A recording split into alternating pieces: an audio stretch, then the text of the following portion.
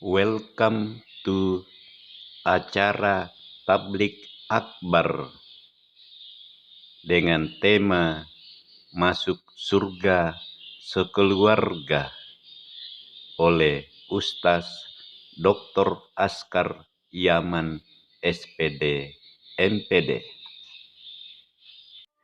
Sesi ketiga.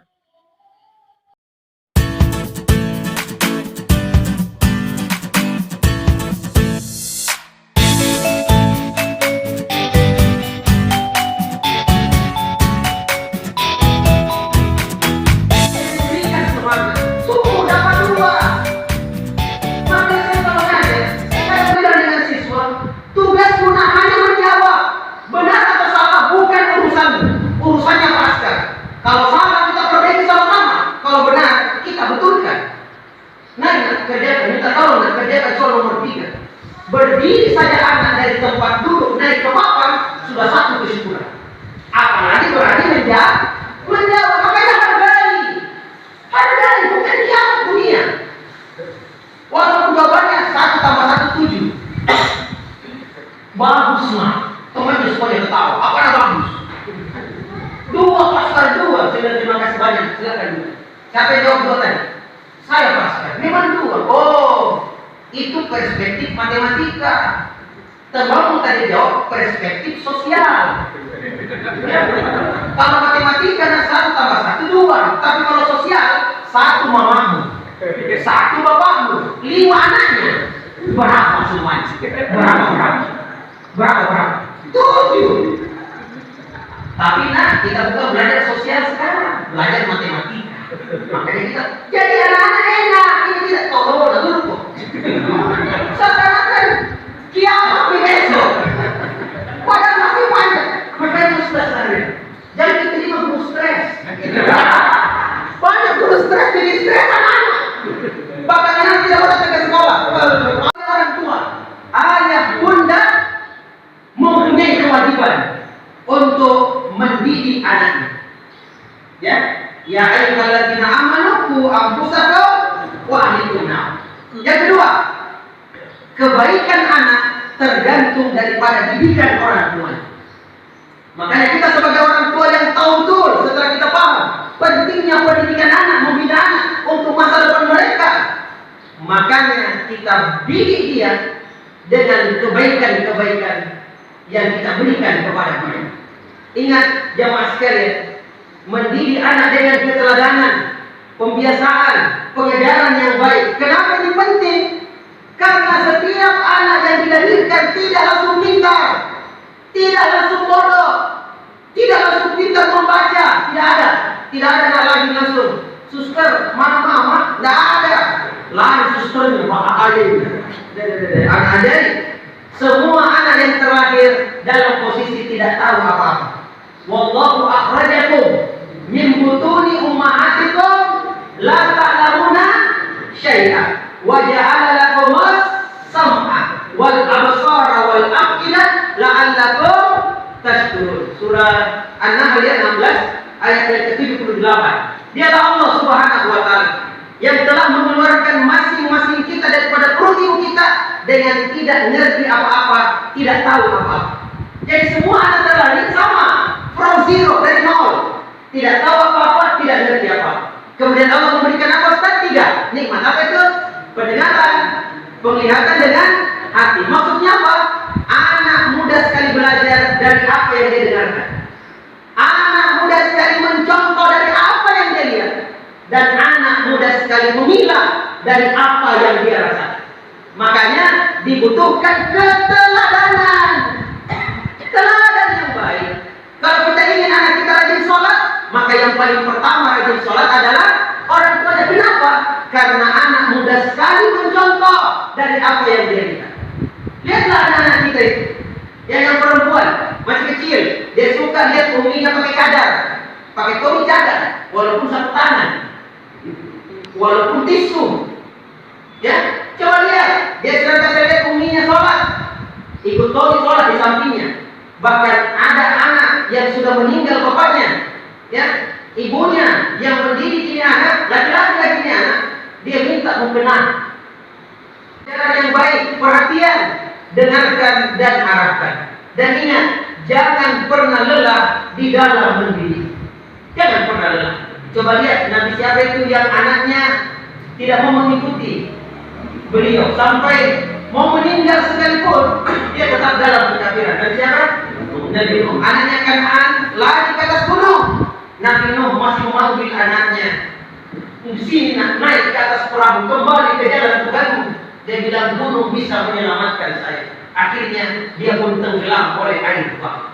Sampai detik-detik terakhir tetap Nabi Nuh pantang menyerah jemaah sekalian di dalam mendidik anak-anak. Lanjut Ustaz. Itu tadi komitmen bersama. Yang kedua kerjasama. Mari kita kerjasama, kolaborasi, bapak, ibu, dan juga di sekolah. Mari kita kerjasama. Tugas mendidik sebenarnya itu diembankan di pundak orang tua. Bagaimana guru Ustaz? Guru hanya sekedar membantu kita saja. Bukan tugas utamanya, tapi dia hanya sekedar membantu kita, meringankan beban kita. Itulah guru-guru kita di sekolah. Itulah sekolah jemaah sekalian. Sementara penentu utamanya, kewajiban utamanya ada pada orang tua. Makanya di sini butuh kerja sama. Itulah kenapa sampai orang tua minta tolong lah. Kalau misalnya ada di grup-grup WA kelas, ada WA kelas, ya, jangan juga sering dialih terus gurunya kena mental gitu. Sudah gajinya 1 koma, baru tanggal 1 sudah koma. Ceritanya lagi. Ya. Banyak ibu begitu. Kita sudah tidak lagi mengajar, kita foto itu anak, langsung komen, Ustazah, kenapa tidak ada fotonya anakku di situ? Terpaksa guru bertambah tugasnya jadi fotografer. Tentang sholatnya, cara makannya, cara apanya, kita sampaikan di sini Ustaz. Kita sampaikan supaya orang tua tahu, oh, yang diajarkan di sekolah ini, maka di rumah saya akan membiasakannya. Jadi di sekolah itu, saya kasih istilahnya, di sekolah itu hanya sekedar diberikan teori. Adapun di rumah itulah KKN-nya, kuliah kerja nyata. Di sini dia mengaplikasikan apa yang diajarkan di sekolahnya. Kalau orang tua tidak tahu, inilah yang banyak jadi masalah. Bagaimana caranya supaya tahu? Di pertemuan-pertemuan bulanan inilah kita sampaikan kepadanya apa yang menjadi program sekolah. Dan jangan juga hanya SPP yang bagus. Ini orang tua malas datang. Nah, tapi sampaikan juga tentang keunggulan dan apa. Nah, kerjasama memiliki visi yang sama. Yang kedua, kesepakatan orang tua dalam mengasuh anak. Sepakat gitu. Karena banyak orang tua tidak sepakat. Dia membina anaknya berdasarkan pengalaman dibina oleh orang tuanya. Jadi kalau dulu waktu dia kecil dikerasi dengan orang tua, maka sewaktu ini anak dari orang tua, nak kerasi juga anak. Kita tanya, kenapa kita kerasi? Saya juga begitu dulu. Dia bilang anaknya, kita jadi objek penderita. Turun-turun ini kekerasan. Jangan. Ya, terkadang tidak sepakat. Bapak karena dulu waktu kecil orang tua miskin, sekolah dalam kaki 7 kilo, tidak pakai sepatu, tidak ada uang saku. Istrinya orang paling kaya di kampung itu, sehingga waktu kecil dimandi uang. Punya anak, menikah punya anak, mamanya bilang ini 100.000. Wow, bapaknya bilang jangan dikasih uang banyak sekali, 5.000. Kenapa? Saya juga dulu. Dia bilang, apa gunanya kita cari uang kalau bukan untuk anak? Tapi kalau kita kasih uang banyak-banyak anak, nanti manja gitu. Ya, memang artinya ini mengatakan memang begitu bapak menasihkan sekali. Mau saya menjabat tiap hari. Sebentar saya pergi. Wah, kasih di belakang. Ini banyak masalah. Akhirnya anak tidak taat pada bapaknya. Kenapa? Dijelek-jelekkan oleh mamanya. Apalagi kalau bertengkar, jangan bertengkar di hadapan anak. Jangan. Kalau bertengkar di dalam kamar nih, waktu langsung ibu keluar istri. Kenapa? Ada ego masing-masing. Apalagi memberikan perhatian dan kontrol terhadap anak, memaksimalkan kebersamaan, hubungan yang harmonis. Ini Ustaz. Pengorban harus berkorban. Apa yang kita korbankan?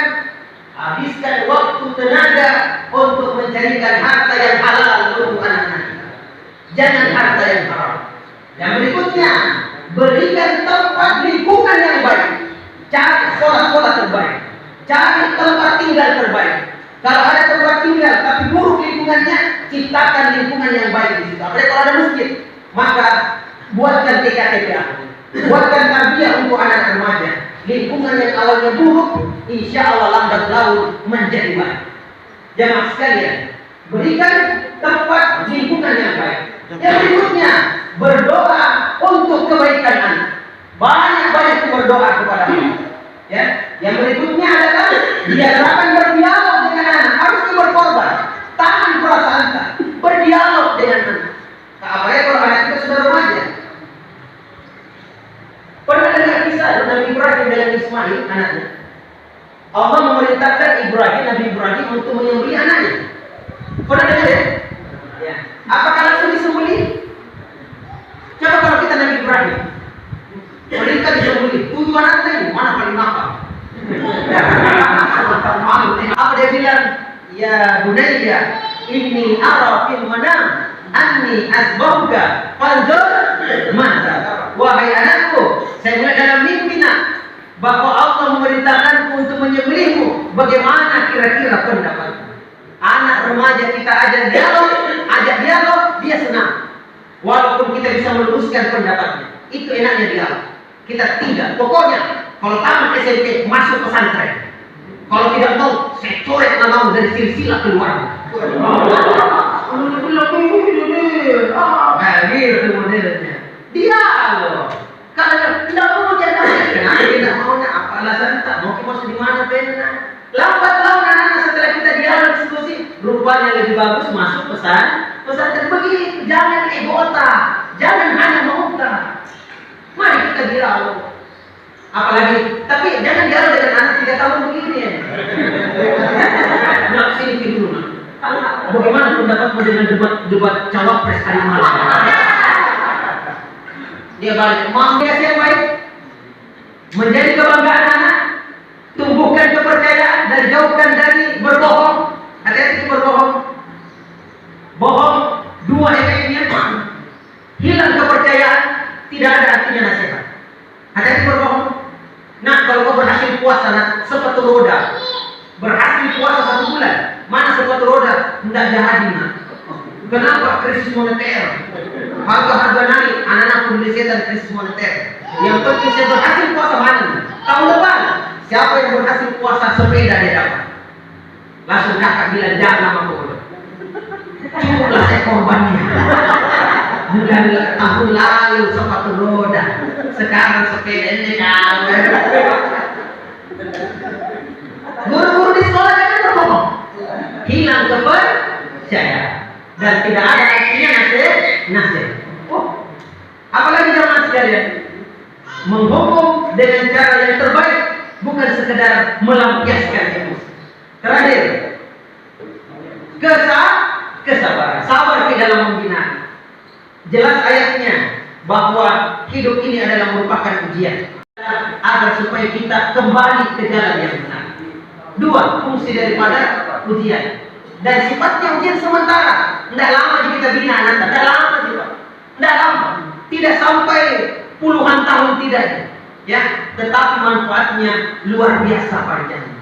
Didikan yang kita didik semenjak kecil anak kita sampai usia, sampai dia bisa mandiri, maka manfaatnya itu tadi sampai dari generasi ke generasi akan dilanjutkan pembinaan terbaik tersebut, dan kita mendapatkan kucuran pahala dari kebaikan-kebaikan yang kita ajarkan sekarang.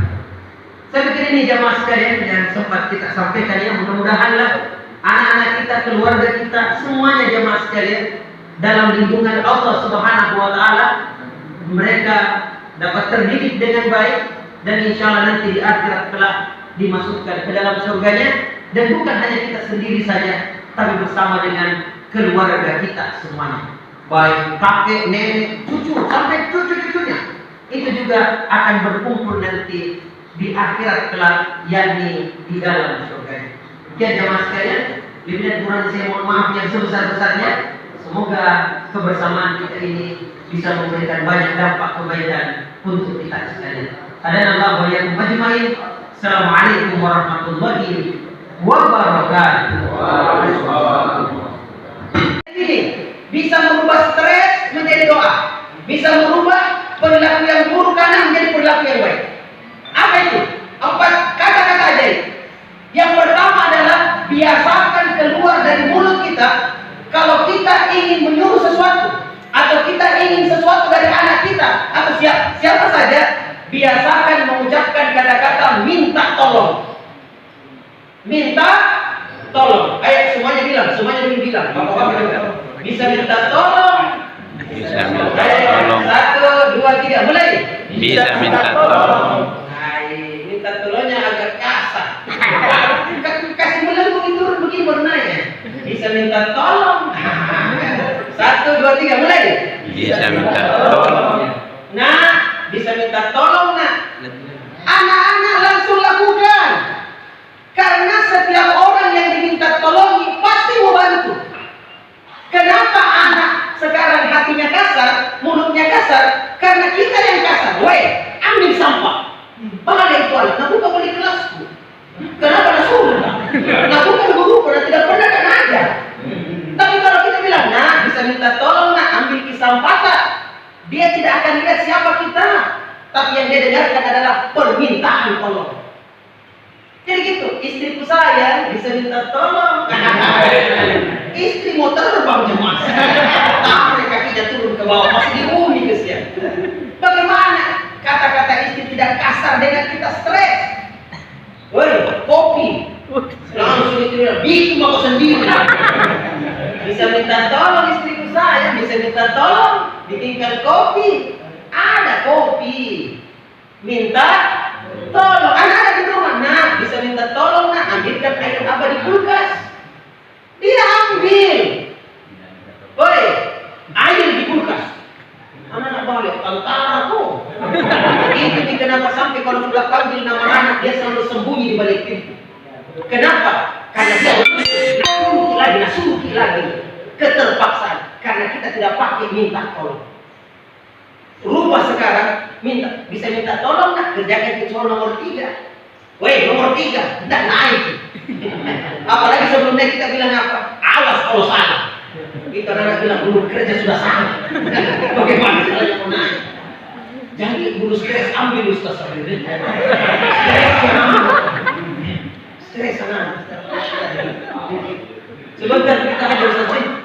Pada guru ya, khusus untuk guru-guru ya, supaya guru-guru tidak stres. Satu apa tadi satu minta. Yang kedua, supaya tidak stres bunda. Yang kedua, biasakan ucapkan kata-kata terima kasih. Di setiap kita dibantu atau apa saja kebaikan anak-anak, biasakan ucapkan terima kasih. Terima kasih banyak, nak. Bagus, nak. Terima kasih banyak. Bersihnya tahu, itu anak-anak. Belum kita suruh ada nilai. Apalagi saya bisa bantu Bapak Guru. Belum kita suruh ada nilai. Kenapa? Pintar sekali kita ucapkan terima kasih. Istri di rumah enak sekali makanannya. Terima kasih banyak, weh. Ini makanan paling nikmat kurasa. Istri juga yang sudah dipuji begitu, melonjak. Kita suka kan? Iya. Akhirnya 2 bulan berturut-turut itu terus namas. Yang ketiga adalah ini merubah stres menjadi doa. Yang ketiga adalah banyak-banyak mengucapkan kata-kata minta maaf. Jadi sebelum kita menghukum anak, dahulukan dengan kata-kata saya minta maaf nak. Gara-gara kita ini terpaksa mama. Minta maaf duluan. Anak-anak akan menerima itu. Ya. Sama juga kalau kita diskusi Ustaz. Ya, kita tidak setuju dengan pendapat teman atau lawan debat kita, paling pertama kita ucapkan dulu, saya minta maaf. Kalau kata-kata saya sebentar banyak menyakiti perasaan Anda. Akhirnya kita tembak habis-habisan, dia akan terima. Kenapa? Karena dahulukan dengan kata-kata minta maaf. Tapi coba kalau lawan debat kita habisi habis-habisan, nanti di ujung baru kita bilang, tapi dari semuanya itu teman, saya minta maaf. Apa dia bilang teman? Aku maki begini, sudah hancur-hancur maki begini, baru kau bilang minta maaf. Gitu ya, bilang minta maaf. Suami istri biasakanlah minta maaf kalau memang salah. Bahkan belum salah suami, duluan kita minta maaf. Istri kaget, kenapa? Enggak, Saya disuruh ustaz minta maaf. Karena memang tidak ada gunanya suami. Yang benar istri. Itu undang-undang dalam rumah tangga. Apalagi kalau dia bilang pokoknya selesai. Yang keempat, merubah stres jadi doa. Yang keempat adalah ya, biasakan anak-anak mengucapkan kata-kata permisi. Minta izinnya permisi. Itu akan melembutkan. Ya Allah, kalau ini bisa kita lakukan, insya Allah tidak stres jadi orang tua. Anak-anak juga akan lembut. Dan tidak ada juga gunanya marah-marah. Tidak akan pernah menyelesaikan persoalan. Di sini ada kuda Ustaz di Endreka. Ada kuda ya? Ada kuda. Untuk menjinakkan kuda liar dengan cara bagaimana Ustaz? Apakah dipukul? Pukul mina tendang kok. Dengan cara bagaimana? Disapu-sapu. Ada kucing liar dari luar main-main ke rumah. Saya mau tangkap dia lari. Lama-lama saya cuma sapu-sapu, gele-gele lehernya. Tidak saya suruh, dia juga datang ke kita. Artinya apa? Dengan kelembutan kita bisa menaklukkan anak-anak kita. Kita mampu untuk bagaimana anak-anak yang keras hatinya bisa lunak di hadapan kita berkat kelembutan yang kita berikan kepada mereka. Mungkin ini Bu ya yang saya bisa stres Bu ya. Insya Allah anak-anak itu memang begitu ya. Istri sudah kapok ya, pujunya nanya berhenti mau capek mau melahirkan, tapi dia masih rindu untuk melahirkan. Ya. Sama juga dengan anak-anak kita. Tidak lama jadi nakal begitu anak-anak. Tidak lama aja. Nanti suatu ketika kita ditinggalkan oleh mereka, kita akan rindu akan kenakalannya. Kita akan rindu coret-coretannya anak-anak. Saya 4 anakku. Beberapa tahun itu, wow, pusing apa antara. Sekarang 4 anak sudah keluar semuanya, tinggal berdua saya di rumah dengan istri. Anak sudah pergi kuliah, ada yang pergi macam-macam, tidak tinggal lagi bersama. Apa yang terjadi sekarang? Rindu yang sangat untuk mereka. Makanya didik dengan baik anak-anak kita. Saya pikir cukup ya. Habis komen nih.